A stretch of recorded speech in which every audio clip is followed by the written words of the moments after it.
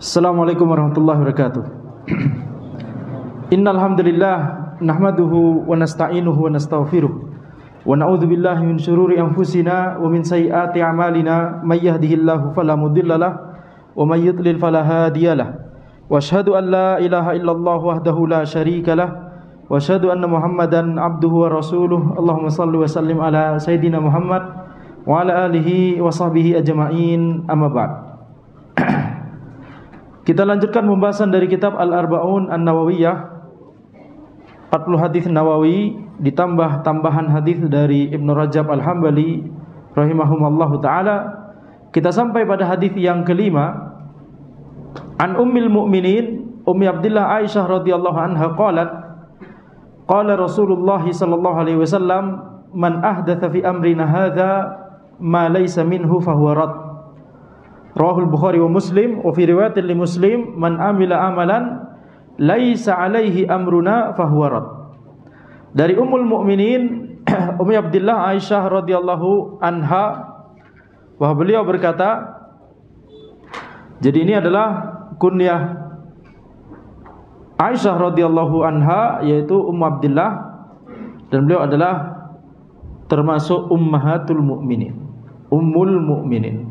Beliau berkata, Rasulullah sallallahu alaihi wasallam bersabda, barang siapa yang mengada-adakan sesuatu dalam perkara kami ini, apa yang bukan bagian darinya, maka sesuatu tersebut tertolak. Diriwayatkan oleh Al-Bukhari dan Muslim. Dan dalam riwayat Muslim, barang siapa yang melakukan amalan yang bukan bagian dari perkara kami, maka amalan tersebut tertolak. Hadis ini adalah di antara dalil yang menjelaskan bahwa wajib bagi kita untuk menjauhi bid'ah. Dan bid'ah dalam bahasa Arab itu bermakna sesuatu yang baru. Ini pengertian kata bid'ah secara bahasa, yaitu sesuatu yang baru. Baik itu baru, yakni perkara tersebut adalah kebaikan atau perkara tersebut adalah keburukan. Selama itu sesuatu yang baru, maka itu dalam bahasa Arab itu disebut bid'ah. Tapi makna kata bid'ah di dalam syariat, makna kata bid'ah di dalam dalil, maka maknanya adalah sebagaimana yang disebutkan di hadis ini, yaitu sesuatu yang baru di dalam agama yang itu bukan bagian dari agama Islam ini.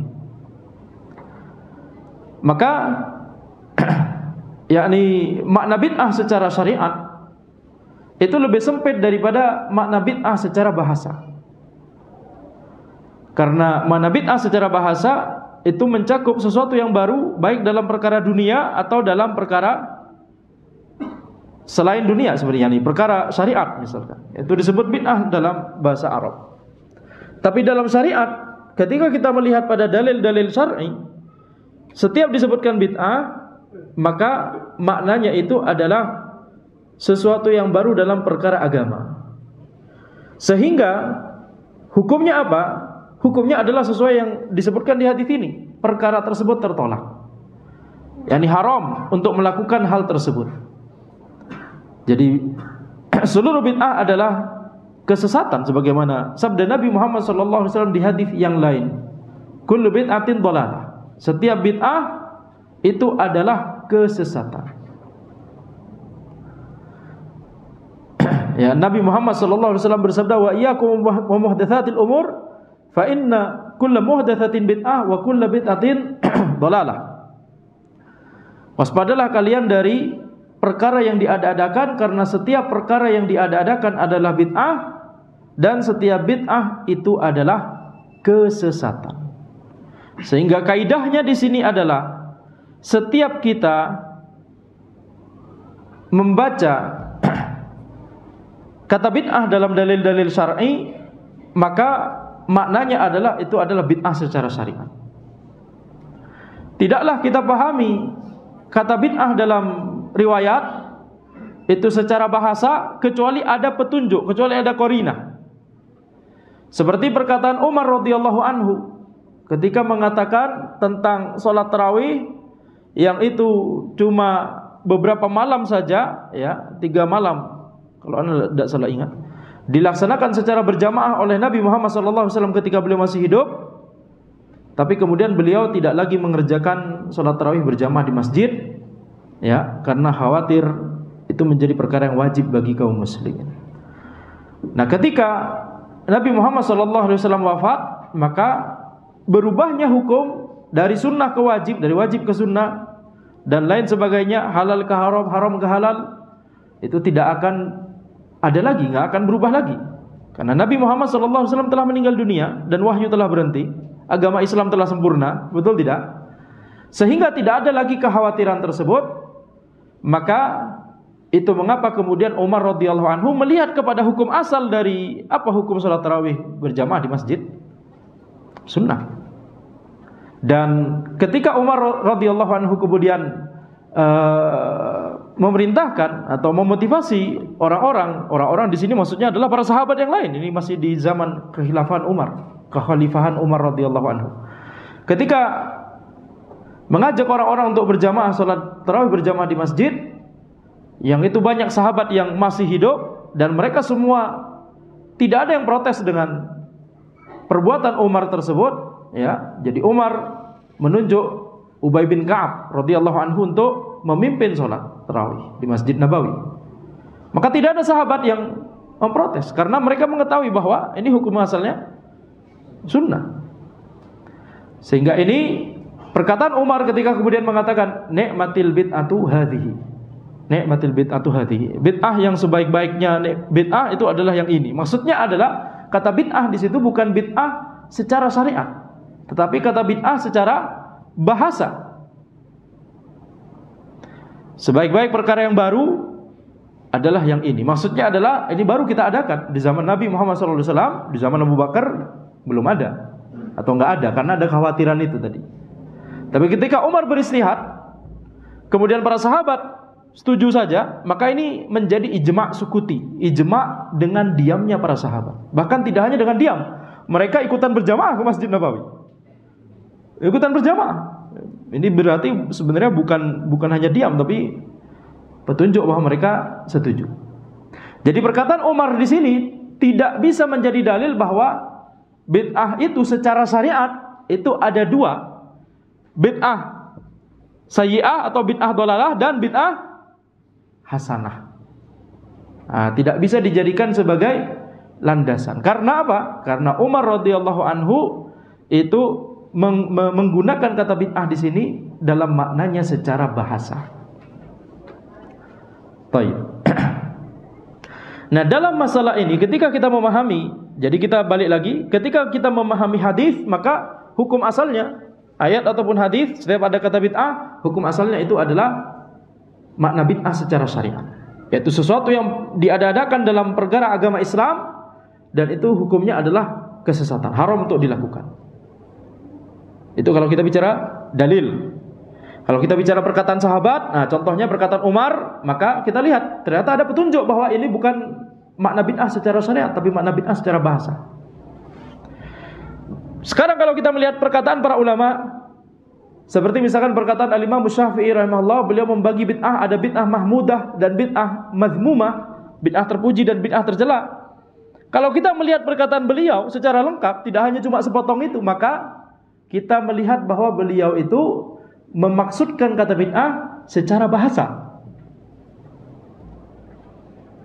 Seperti misalkan Al-Iz bin Abdissalam misalkan membagi bid'ah menjadi 5. Ada bid'ah yang wajib, bid'ah yang sunnah, bid'ah yang mubah, bid'ah yang makruh, bid'ah yang haram. Karena hukum itu ada 5, wajib, sunnah, mubah, makruh, haram.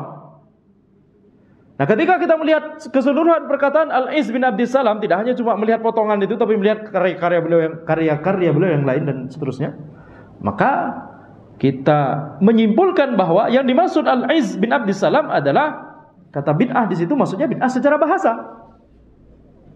Ya, bid'ah secara bahasa. Makanya maknanya apa berarti? Sesuatu yang baru yang enggak pernah ada di zaman Rasulullah sallallahu alaihi wasallam. Dengan kata lain kalau pakai istilah sekarang, ini masalah kontemporer. Masalah kontemporer apa hukumnya? Ya antara 5 itu, betul tidak? Ada yang bisa jadi wajib, Ada yang bisa jadi sunnah, ada yang bisa jadi mubah, ada yang bisa jadi makruh, ada yang bisa jadi haram. Betul? Nah, jadi yakni ini adalah di antara catatan penting dalam masalah ini. Ketika seseorang kemudian membaca kitab para ulama tapi tidak memahami istilah yang mereka gunakan, apalagi istilah yang mereka gunakan tersebut dijadikan sebagai yakni kesempatan bagi ahlul bidah untuk membolehkan kebid'ahan mereka, ini berbahaya.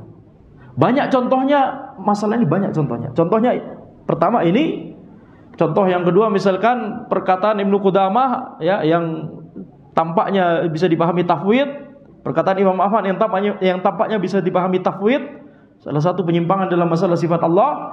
Ini adalah salah mikir atau karena salah baca, salah paham dengan istilah yang digunakan oleh para ulama tersebut. Nah, ini gimana obatnya berarti? Obatnya adalah harus belajar kepada orang yang ilmunya terpercaya. Ya, tidak boleh belajar kepada orang yang sebenarnya adalah ahlul bidah tapi kemudian mencari-cari cara untuk membenarkan kebid'ahannya. Baik. Jadi di sini kita lihat ini makna bid'ah secara bahasa dan makna bid'ah secara syariat. Jadi tadi disebutkan Nabi Muhammad SAW bersabda, kullu bid'atin dhalalah. Setiap bid'ah adalah kesesatan. Di sini para ulama kemudian memerinci bid'ah itu ada banyak macam-macamnya. Ada bid'ah mukaffirah, ada bid'ah ghairu mukaffirah. Ada bid'ah yang derajatnya itu sampai bisa mengkafirkan dan ada bid'ah yang derajatnya sampai tidak sampai mengkafirkan. Bid'ah mukaffirah, bid'ah yang derajatnya sampai mengkafirkan adalah ketika bid'ah tersebut merupakan pembatal keimanan. Pembatal keimanan. Contohnya misalkan bid'ah tersebut adalah syirik akbar, kufur akbar, nifak akbar misalkan. Ya. Sehingga ini adalah kebid'ahan. Contohnya misalkan bid'ah meyakini bahwa seharusnya yang dapat wahyu adalah Ali bin Abi Thalib, bukan Nabi Muhammad. Nah, kata sebagian orang. Malaikat Jibril salah ngasih wahyu. Coba bayangkan. Ya, nih. Salah alamat. Maka ini adalah tentunya menolak kewahyuan, menolak kenabian dari Nabi Muhammad SAW. Ini adalah kekufuran, betul tidak? Nah, ini bid'ah karena ini sesuatu yang baru dalam perkara din. Kalau bid'ah dalam perkara dunia, maksudnya sesuatu yang baru dalam perkara dunia, apa contohnya? Ini depan anak nih. Nggak usah jauh-jauh, betul tidak? Apakah ada di zaman Rasulullah SAW? Tidak ada. Ya, jadi ini sesuatu yang baru dalam perkara dunia, tidak masalah. Digunakan dalam kajian Ustadz gimana? Ya, ini bukan bagian dari ibadah itu sendiri. Menuntut ilmu syar'i adalah ibadah, tapi ini bukan bagian dari ibadah menuntut ilmu syar'i. Makanya dengan alasan yang sama tersebut tidak mengapa naik haji pakai pesawat, nggak apa-apa. Tidak perlu naik haji itu pakai unta, karena di zaman Nabi Muhammad SAW ada unta. Ya, untanya nggak bisa renang, kalau dari Indonesia gimana caranya? Nyebrang ke Malaysia gimana caranya? Unta. Baik, harus pakai perahu dulu. Nah, jadi kita lihat ini bid'ah mukaffirah. Bid'ah ghairu mukaffirah, bid'ah yang tidak sampai mengkafirkan, itu adalah bid'ah yang dia keharaman, dia dosa, tapi tidak sampai merupakan pembatal keimanan. Dia hanya pengurang kesempurnaan iman. Dia mengurangi kesempurnaan iman. Nanti lanjut dulu, kita sebutkan kategori ya, contohnya nanti kategori, kita bahas kategori dulu. Kategori yang lain dari bid'ah, ada yang menyebutkan bahwa bid'ah itu adalah ada bid'ah yang kulliyah dan ada bid'ah juz'iyah. Bid'ah kulliyah bukan bid'ah ketika antum sudah kuliah, bukan maksudnya ya. Ada bid'ah SMA, bid'ah SMP, bukan itu maksudnya. Oke. Bid'ah kulliyah itu maksudnya adalah yakni umum atau menyeluruh. Makanya diharapkan ketika antum kuliah maka ilmunya menyeluruh gitu ya, lengkap, nggak setengah-setengah. Nah, bid'ah kulliyah ini adalah bid'ah yang ada pada 72 golongan yang menyimpang. Dalam sabda Nabi Muhammad sallallahu alaihi wasallam, "Wallazi nafsu Muhammadin biyadihi la taftariqanna ummati ala 73 firqah.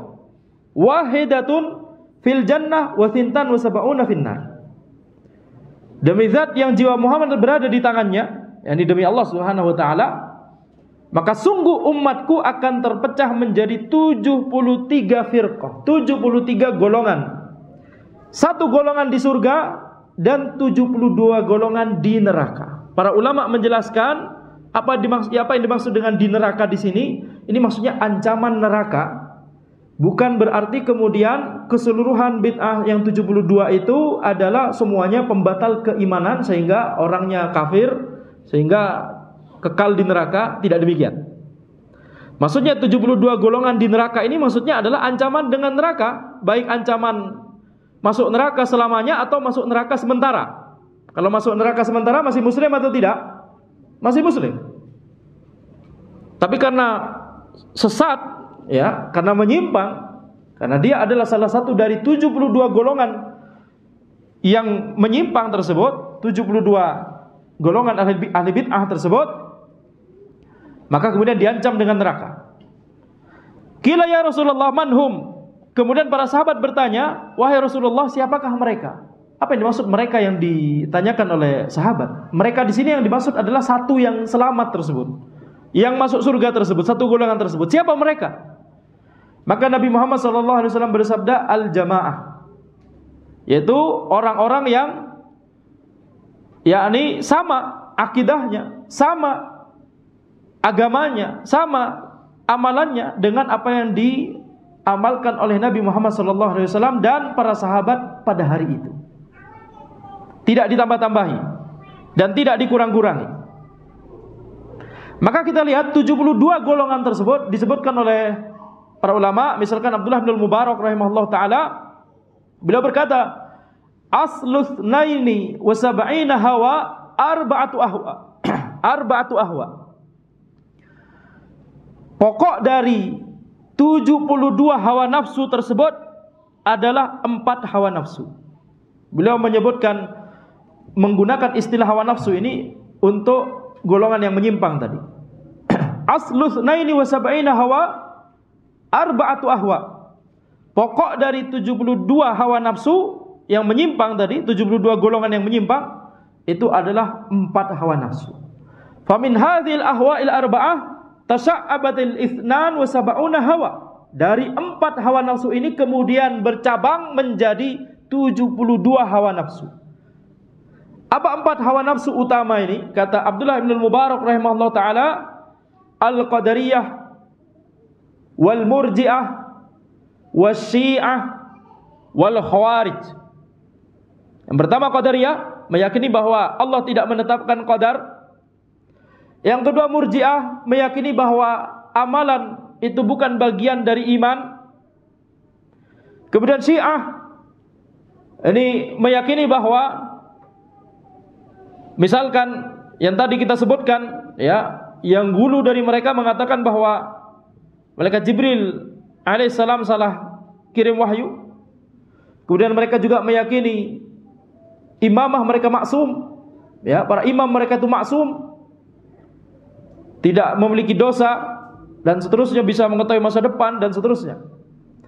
Wal khawarij, kemudian khawarij mengkafirkan orang pelaku dosa besar, padahal dosa besar yang dimaksud itu bukan pembatal keislaman, bukan pembatal keimanan, tapi dikafirkan oleh khawarij. Dan mereka tidak mau tunduk kepada ulil amri. Ulil amri dianggap taghut karena ulil amri dianggap melakukan dosa besar sehingga kafir. Nah, begitu ya. Satu paket itu akidahnya. Nah, ini 4 kebid'ahan yang paling utama. Qadariyah, Murji'ah, Syiah dan Khawarij. Kemudian sisanya kemudian yakni bercabang dari itu semua, dari 4 ini menjadi 72 golongan. Maka di sini kita lihat ini bid'ah yang kulliyah. Jenis kedua dari bid'ah, ada bid'ah yang juz'iyah. Bid'ah yang dia mencakup sebagian perkara saja, tidak menjangkiti banyak perkara seperti Qadariyah. Kalau misalkan seseorang itu terjangkit bid'ah Qadariyah, meyakini bahwa Allah tidak menetapkan qadar, nanti ujung-ujungnya banyak sekali ke banyak permasalahan. Dampaknya itu akan banyak sekali ke permasalahan-permasalahan yang banyak. Murji'ah misalkan meyakini bahwa amalan itu bukan bagian dari iman, maka nanti juga akan berdampak banyak, ya. Mereka akan mudah untuk melakukan kemaksiatan, akan enteng dalam melakukan perkara ketaatan. Kenapa? Karena amalan bukan bagian dari iman.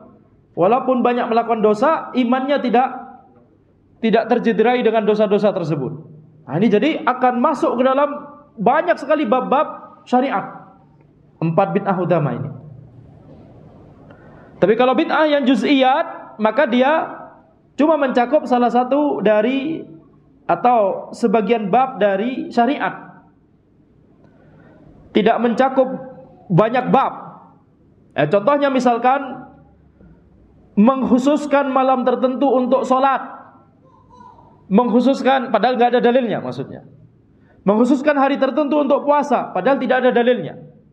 Nah, ini misalkan, maka ini efeknya adalah hanya pada bab tersebut itu saja. Mengkhususkan yakni mengkhususkan waktu tertentu misalkan, atau lafaz tertentu padahal tidak ada dalilnya, maka ini adalah bid'ah juz'iyah yang tidak sampai derajatnya kepada bid'ah kulliyah, tapi tetap haram. Dan kalau dilaksanakan maka akan menyebabkan yakni mara bahaya yang lebih besar.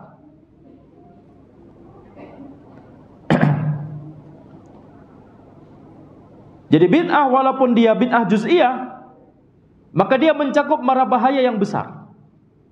Kenapa demikian? Dijelaskan oleh Al-Imam Syatibi rahimahullah ta'ala, karena bid'ah walaupun dia bid'ah juz'iyah, hanya sebagian bab saja, begitu ya.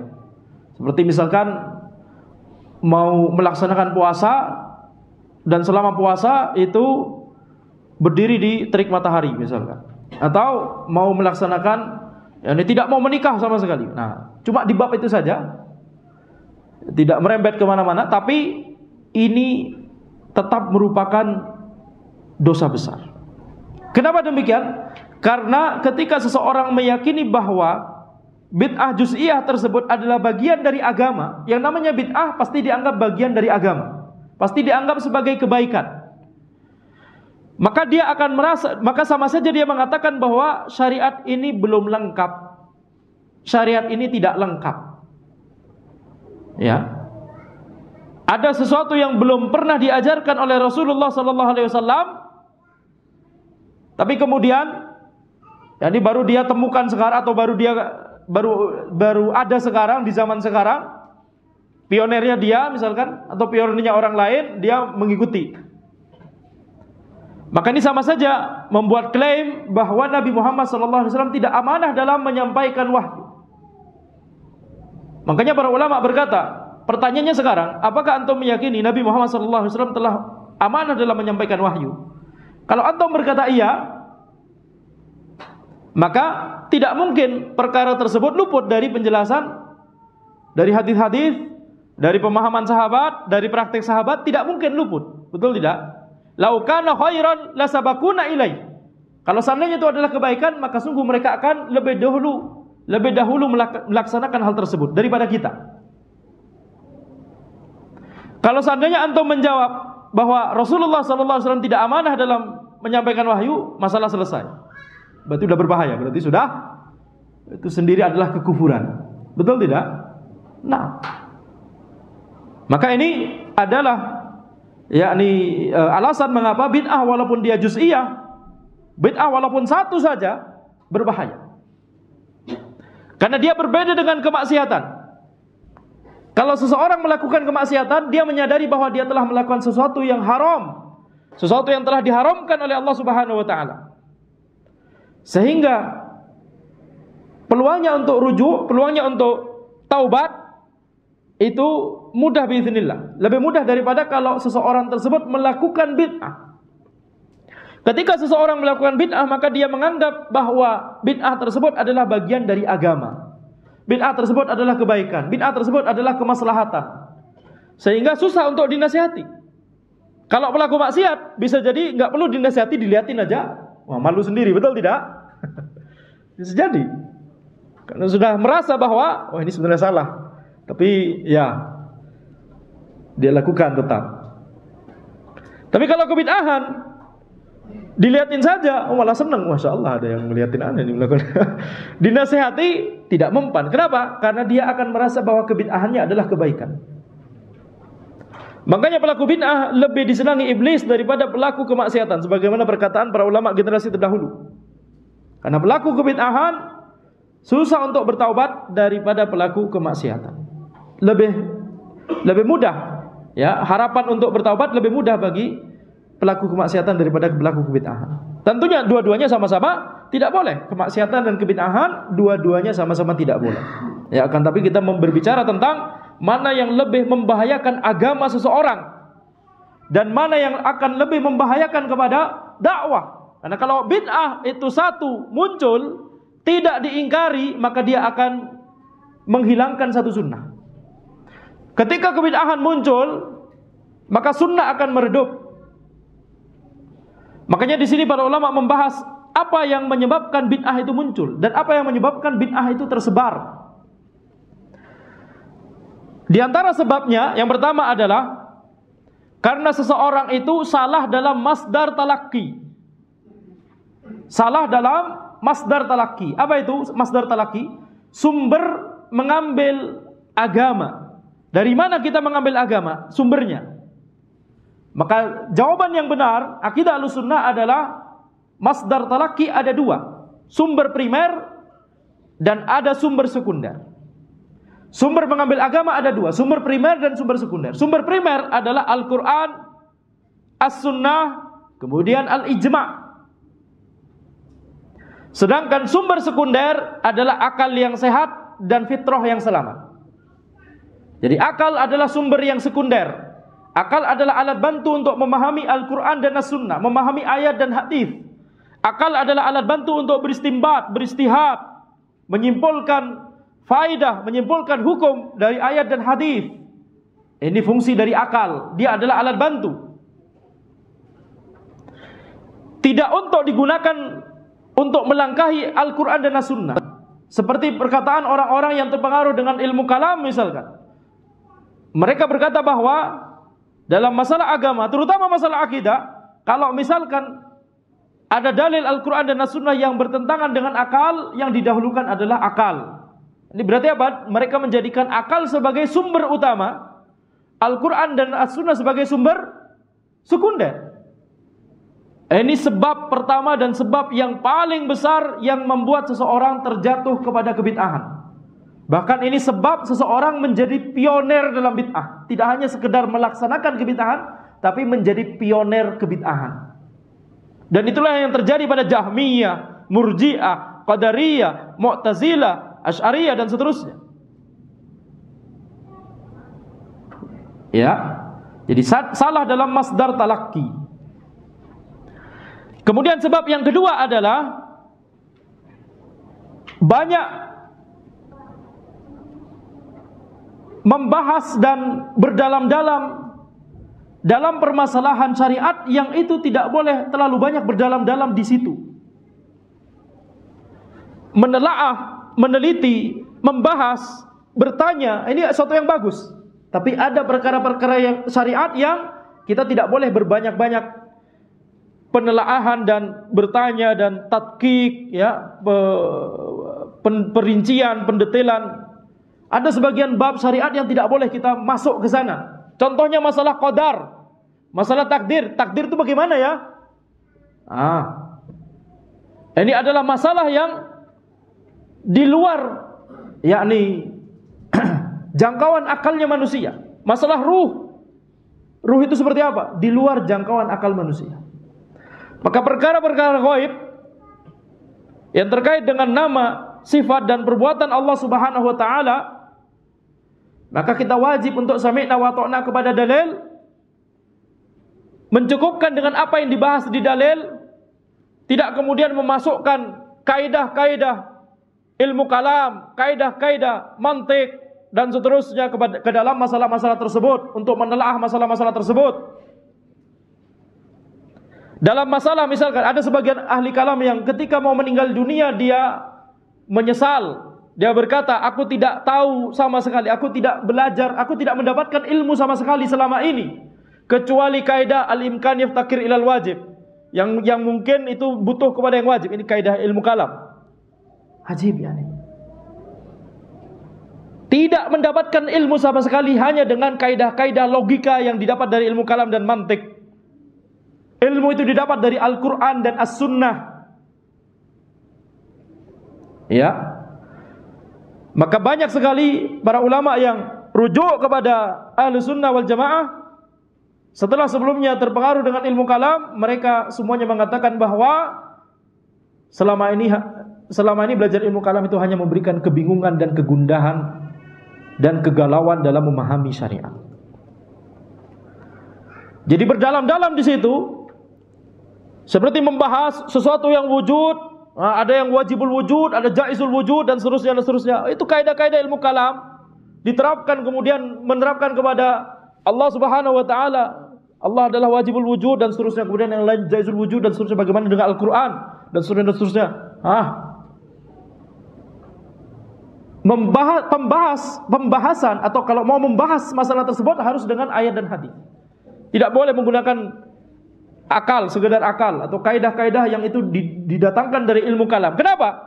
Karena kaidah tersebut, kaidah ilmu kalam, kaidah ilmu mantik dari orang kafir, yang kaidah yang sama itu digunakan oleh orang kafir untuk mendukung kekufuran mereka, keateisan mereka, kesyirikan mereka.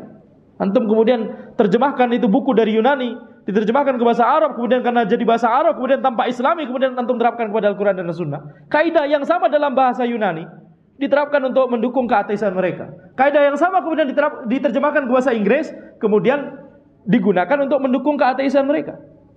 Bedanya apa? Bedanya cuma beda bahasa. Apakah begini kita beragama? Ya, apakah dengan begini kita beragama?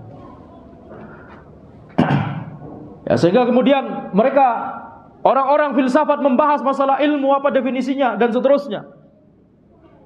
Kemudian berusaha diadaptasikan ke dalam Islam. Taib, ilmu definisinya apa? Kemudian membahas ilmu ada yang daruri, ada yang nadhari. Kemudian habis itu ada pertanyaan, ilmu Allah gimana? Daruri atau nadhari? Terjebak antum makin lama makin jauh. Ilmu Nabi Muhammad SAW daruri apa nadhari? Itu makin jauh nanti. Ini adalah gara-gara membahas sesuatu berdalam-dalam di situ, padahal di dalam syariat dalil-dalil tidak menunjukkan bahwa kita harus menuju ke sana. Cukupkan dalil, cukupkan dengan dalil. Apa yang disebutkan Al-Quran dan As-Sunnah, cukupkan dengan itu. Kalau Al-Quran dan As-Sunnah tidak lanjut, kita juga tidak lanjut. Kemudian sebab terakhir, sebelum kita azan dulu, kemudian nanti tanya jawab setelah azan. Sebab terakhir yang mau kita bahas maksudnya, sebabnya banyak ya, sebab munculnya dan tersebarnya bid'ah. Sebab terakhir yang kita bahas adalah al-mujalasah. Duduk bermajelis dengan ahlul bid'ah, menghadiri majelisnya ahlul bid'ah, atau tidak harus menghadiri majelis, yakni posisinya murid dan guru. Teman dengan teman. Ketika seseorang berteman dengan orang lain yang itu merupakan ahlul bidah, sedikit demi sedikit akan terpengaruh. Awalnya mungkin tidak terpengaruh, awalnya mungkin kita merasa kita yang akan mewarnai, tapi lama-lama kita akan terpengaruh.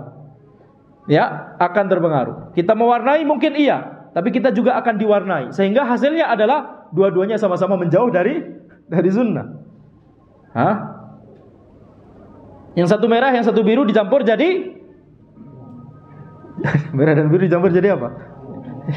Ya tahu lah, itu teori teori di ilmu warna gitu ya. Ilmu cat. Baik. Jadi ini al-mujalasah di zaman ini itu bisa terjadi, misalkan lihat video YouTube dari orang menyimpang, atau berkawan, sekedar berkawan, atau ya atau bisa juga kita masukkan ya berkawan atau follow di sosmed sehingga setiap hari antum bisa mendengar itu atau membaca pemikirannya dan seterusnya. Bisa jadi lebih banyak kita membaca dan menyelami pemikiran seseorang melalui status sosmednya daripada bicara langsung, betul tidak? Nah, itu bisa berbahaya. Antum kalau friend atau follow dengan orang yang ahlul bidah itu antum bisa lama-lama terpengaruh, berbahaya. Maka demikian yang bisa Anda sampaikan. Kita azan dulu kemudian tanya jawab setelah azan. Nah.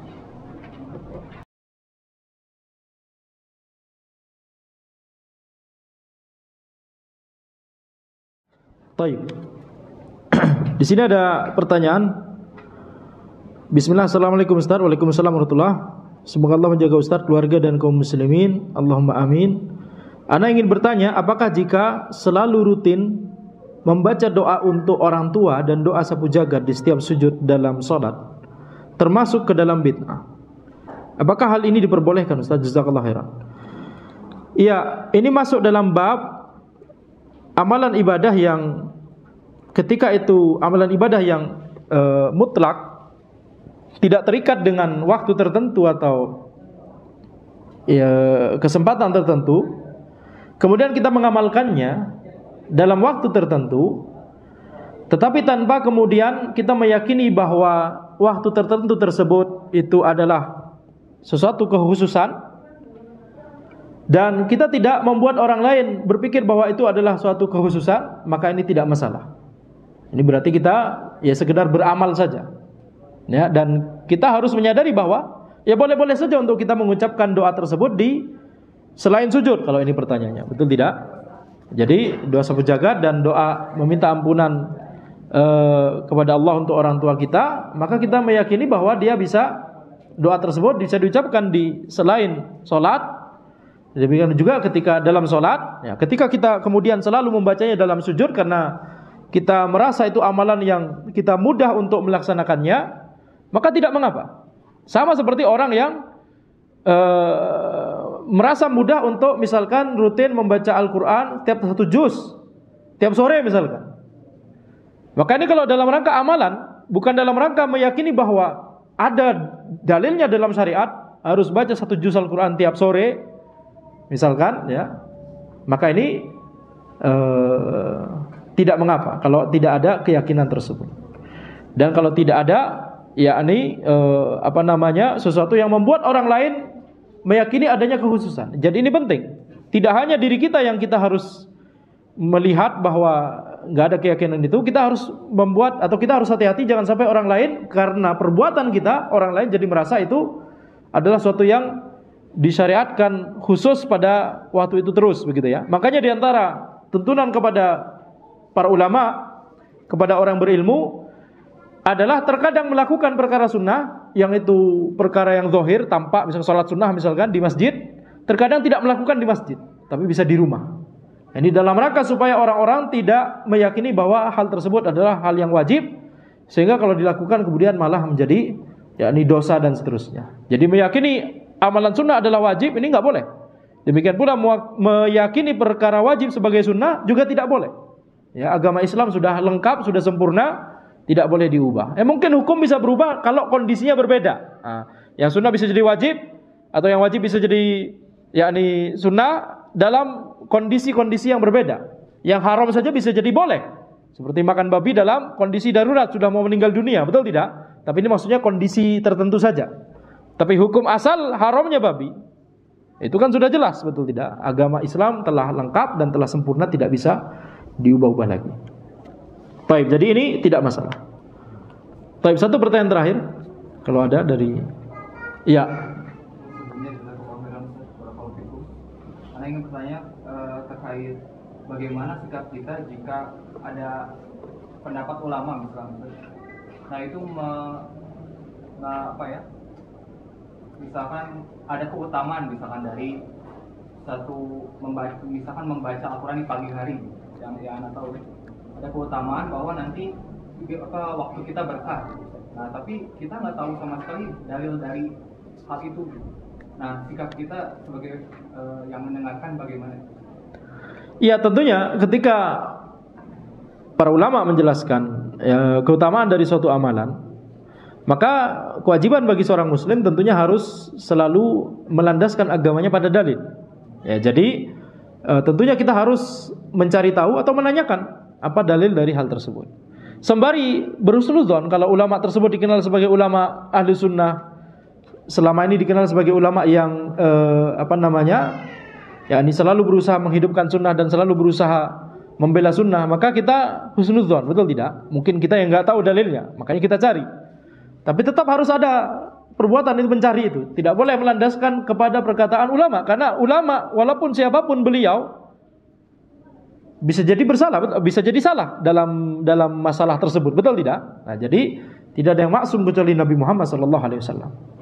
Maka harus selalu kembalikan kepada dalil, sembari berhusnudzon kepada ulama tersebut. Nah, kalau misalkan antum mendengar dari ulama dari ulama ahlul bidah, ya maka lebih lagi untuk harus mencari dalilnya. Ya, kalau kebetulan sesuai dengan dalil, ya alhamdulillah kita menerima, bukan karena berasal dari ulama tersebut, tapi karena dari dalil. Ya, tapi harus dicek juga apakah pemahaman dari dalil tersebut sudah benar atau tidak, begitu ya. Jadi ya intinya demikian, yaitu kita harus selalu melandaskan agama kita pada dalil, karena kebenaran itu patokannya hanyalah Al-Quran dan As-Sunnah, bukan perkataan seseorang. Demikian perkataan seseorang selain Rasulullah sallallahu alaihi wasallam. Baik, demikian yang bisa Anda sampaikan. Hadza wallahu alam. Subhanakallahumma wa bihamdika asyhadu an la ilaha illa anta astaghfiruka wa atubu ilaik. Wassalamualaikum warahmatullahi wabarakatuh.